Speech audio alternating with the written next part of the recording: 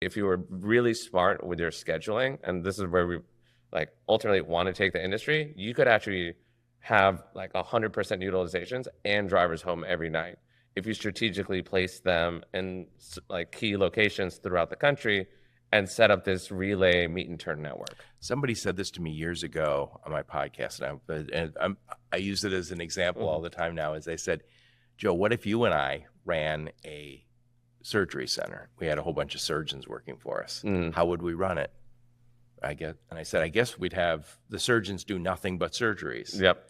And there'd be no meetings for them. There'd be no paperwork for them except to sign. And we would really try and streamline their day. So they come in, and if 15 surgeries is the maximum amount of surgeries you can do, they do 15 surgeries every day. Right. And they maximize their income. They maximize our income. Life is good. He said, now how do we run our trucking companies?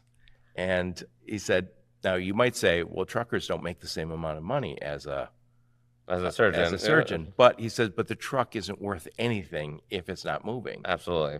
And so we need to start looking, and I think we've heard people say there's a truck driver shortage, but more likely we have a utilization problem. 100%. So oftentimes we find that, let's start with, forget about like figuring out which load a driver should take. Even just coming up with accurate ETAs is a challenge. When is my truck expected to get there?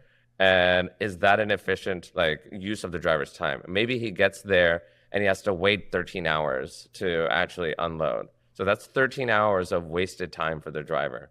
Now, if you could accurately predict ahead of time that, yeah, he's going to get there 13 hours earlier, guess what? Maybe reschedule the appointment so that now that 13 hours goes to just 0 minutes of wasted utilization.